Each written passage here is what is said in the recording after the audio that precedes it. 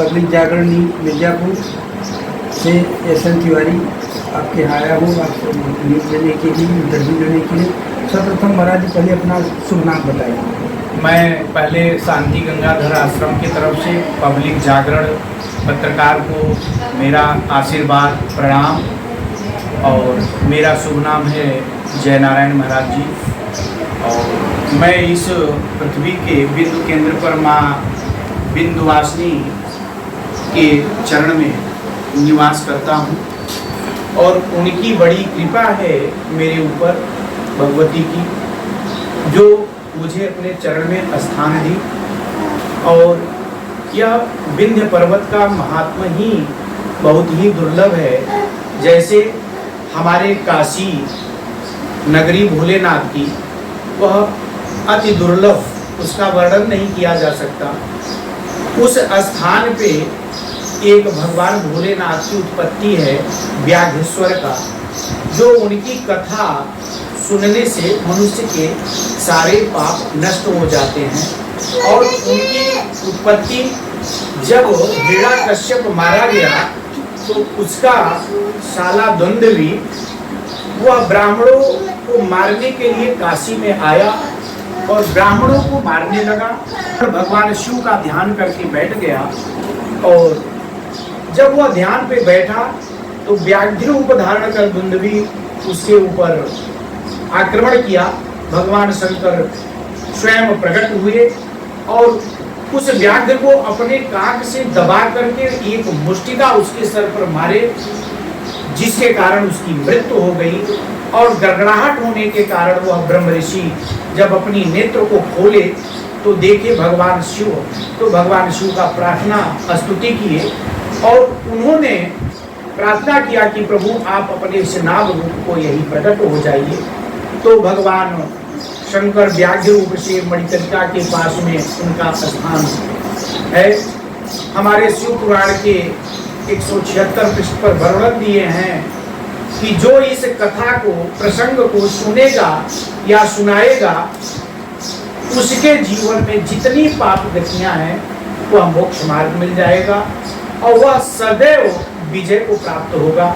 बोलिए काशी विश्वनाथ की जय। सर थोड़ा सा प्रश्न पूछना है महाराज जी, सनातन धर्म के बारे में क्या आपकी राय है? देखिए, सनातन धर्म जो है वह आदिकाल से है और रहेगा। सनातन धर्म का वृत्तांत साधारण नहीं है, उसका कोई वर्णन नहीं कर सकता। हमारे बड़े बड़े ऋषि, बड़े बड़े महात्मा उसी मार्ग पर चले, हिंदू सनातन धर्म पर चले, जो सर्वत्र विजय की प्राप्ति हुई, कल्याण हुआ। हमारा सनातन धर्म कभी भी किसी से ईर्ष्या नहीं करता, शत्रु को भी कल्याण के लिए प्रार्थना करता है। यह हमारा सनातन धर्म है।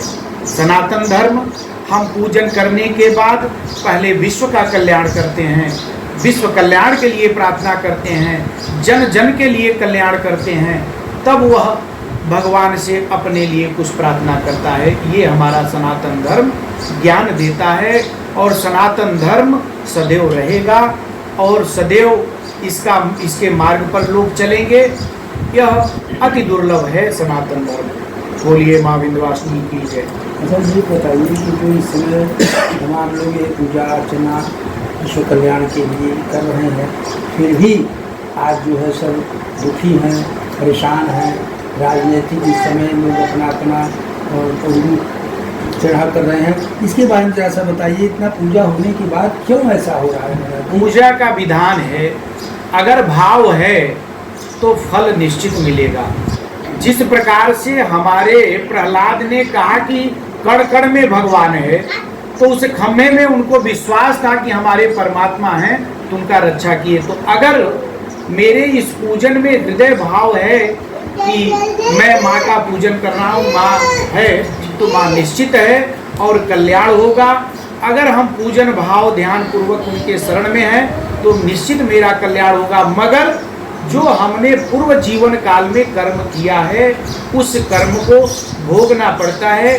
दुख भी मिलता है, दुख के बाद सुख भी मिलता है। यह तो भगवान का बनाया हुआ विधान है। तो ये बताइए महाराज जी, पहले कर्म होना चाहिए, पहले धर्म? कर्म नारायण का अंतर होता है। कर्म का विधान ये है कि जब आप कर्म करेंगे तब धर्म मार्ग पर जाएंगे।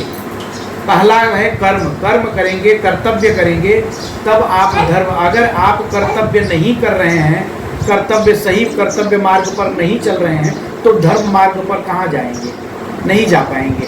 तो इसलिए जिस प्रकार से मनुष्य कर्म के साथ भाग्य जुड़ा रहता है, उसी प्रकार हमारा जो विधान है, पहले कर्तव्य करें, कर्तव्य के बाद फिर धर्म में तो लगेंगे ही। धर्म का विधान तो अति आवश्यक है। तो यही अंतर है। ठीक है महाराज जी, बहुत बहुत धन्यवाद। किसी मीडिया में, इस न्यूज़ में बने रहिए। Thank you.